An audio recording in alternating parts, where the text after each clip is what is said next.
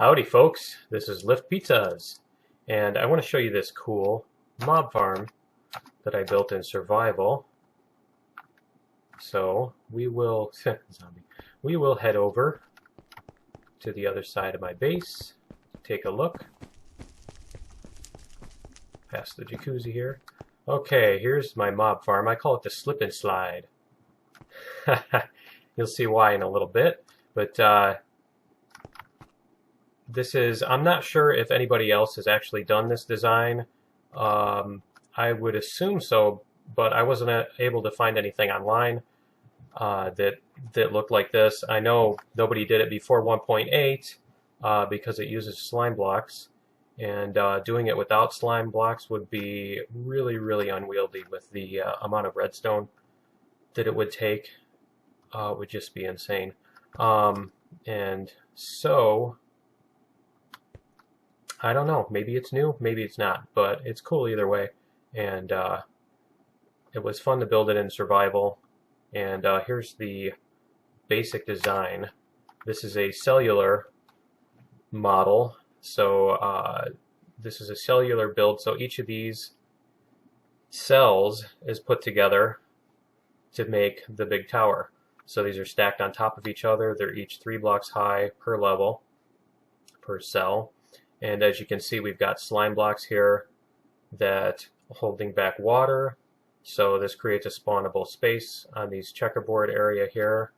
And once the mobs spawn, this is on a timer, and the piston comes up and the water pushes them off into a drop tube. So that's pretty simple. And now we'll go check it out and go see how it actually works. And don't mind the creepers here, those are just my pets. Hi, pet creepers. They're my little terrarium. So the entrance to the base is through the nether. The entrance to the farm is through the nether too. It's a lot faster that way, and I hate spending forever climbing ladders. So right after I say that, I'm going to go climb a ladder, because I had the portal up on the top, but it was just ugly, and it made this tower look stupid. And yes, those are iron blocks. I've got an iron farm, so I decided to build an iron tower, because it was kind of cool looking. So here we are up on the top, and I've got another account here to AFK it, so that we can look at how the farm works. So down here are the towers. As you can see, back here is the base. That's where we were just standing. We came from over there. So here's the 2 towers, and what we do is we can turn this on and off from up here. There's a T flip-flop underneath this, hiding underneath here, and we turn this on by hitting the pressure plate. Now the light's on, the farm is working. Okay. So we can go look at what it does, and so that I don't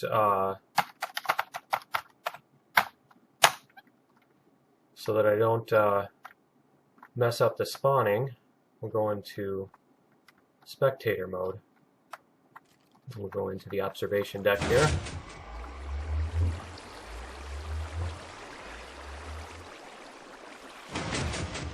And what you'll see is 2 towers. Each tower has 23 levels of spawning floors. And it's raining mobs down there. So each of them has 23, so there's a total of 92 floors. That required about 10,000, so about 3 double chests full of slime balls in order to make all these slime blocks and sticky pistons. There's about 109 per level. So as you can see, the sticky piston goes up and down on a timer and pushes off anything that spawns on there. Now this does zombies, skeletons, creepers, spiders, witches. It does not do endermen, because the water would knock them or make them teleport. Oh, they're going nuts down here. The water would make them teleport. and so you'd basically end up, they'd screw up your mob cap. Beautiful, that's how it works. So yeah, it doesn't do endermen, but I've got an easy enderman farm design, and I've got just a ridiculous supply of ender pearls anyway, so that's not really a big deal. And we'll check out up here is the timer. So this is pretty simple. It's just a hopper clock. We've got 16 ender pearls going back and forth. And so this powers one side, and then the timer flips and it powers the other side. Pretty simple.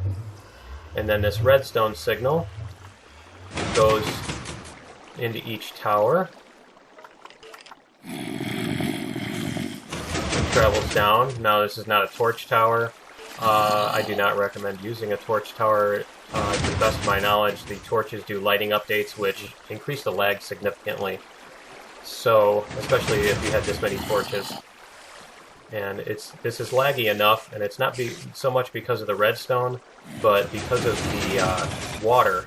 The water blocks are changing constantly, and it lags every time the water starts changing. So this is the redstone.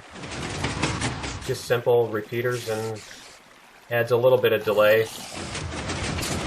Because if you don't time these right, then they won't retract properly. So you do have to add a little delay there. And then down here, in the middle, I also added cactuses, because as you can see, the spiders like to hang out. And we still do get some zombies sometimes that fall onto there and don't die. But overall, this definitely improves the string rate. You get a lot more string this way. And I'm considering putting iron golems, or maybe using the 5 gazillion arrows I've got. Sorry about the noise there. I've been considering using the 5 gazillion arrows I've got in order to just run them on pressure plates or whatever, or even on a timer, and just every once in a while shoot a bunch of arrows, kill everything that's sitting out here. You can hear the spider up there. So yes, this generates a ton of drops. It's about 24,000 drops per hour for this specific build. The ones I did in creative went up to 32,000. They maxed out at 32,000, which is limited by the spawn, how fast they can spawn and get killed, obviously. So yeah, 32,000 drops. If you build about 120 of these towers, you can get about 32,000 drops, or 120 of the cells. You can get about 32,000 drops per hour. And I did not optimize the number of hoppers here, so this uses, what, 96 hoppers just for the killing floor, the drop floor. But if you don't use all these hoppers in parallel, they actually can't keep up with the drops. They drop so fast.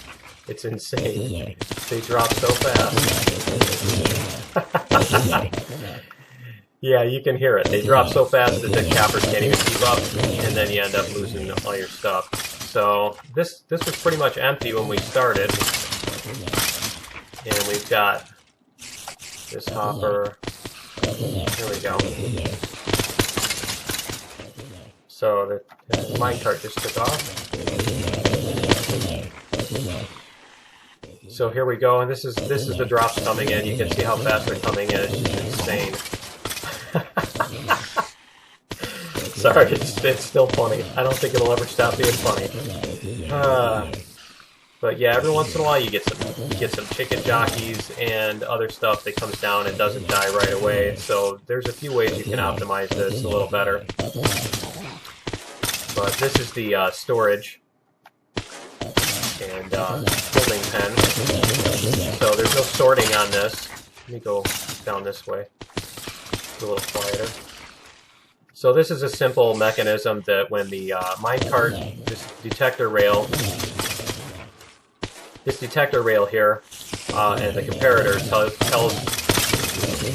activates when the minecart is full, or almost full actually, because if you wait till it's full, then you get something like, you get sugar in here, you don't have a full stack of it, and it takes forever to get a full stack, and the hoppers are filled up with everything but sugar, so it would never actually fill up the minecart completely. So I've got it down up to level 12, a signal output of 12. What happens is it activates this minecart. Sorry, let me turn those sounds off for a second.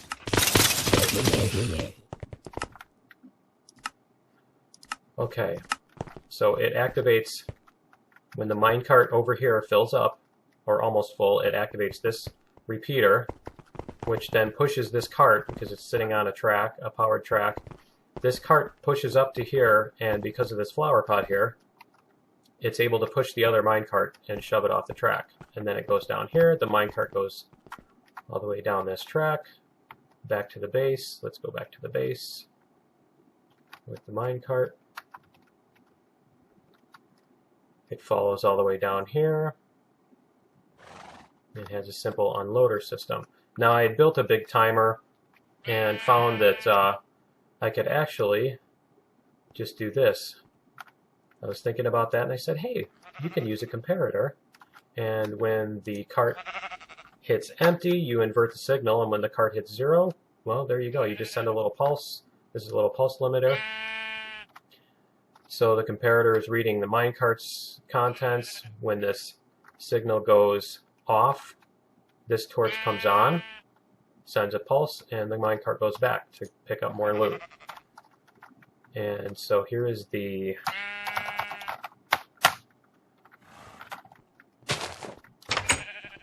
I've got a little simple item sorter for the 4 or 5 things. I got arrows, bones, flesh, gunpowder, and string. And so we've got chests and chests and chests and chests and chests full of this stuff. There's 2 more double chests over at the farm of arrows. I don't know why they use so many arrows. And a lot of this flesh I've already traded off with the villagers. Great for emeralds. Need to make some more TNT. Running out of gunpowder. Or running out of room for gunpowder. So yeah, you can make wool with the string, you can make TNT with the gunpowder, you can trade this for emeralds, you can use this to build crops super fast, and these, I don't know, you can waste them or whatever. So you can probably just throw them into dispensers at the bottom of the farm and use them to kill off mobs. So that's the basics of the farm, and it's still unloading. And so the nice thing about having it this close to base is that while I'm sitting on the farm AFKing, it's already unloading. It's still unloading to the base. And when I'm at the base, the unloader is still working. So if I'm doing another project over at the base, I can still have it unloading. And I don't have to walk back and forth or cart it all back or do any of that. So that's the slip and slide mob farm. And I hope to put up a video showing the process of building this. Just little clips of each of the steps in the process. It took me, I think, a weekend to build it. So it wasn't too ridiculous. It wasn't months and months or anything insane. It's actually a fairly quick build. So I will try to get that up there, and if you guys want to watch it, so let me know in the comments, and thanks for watching. Bye-bye.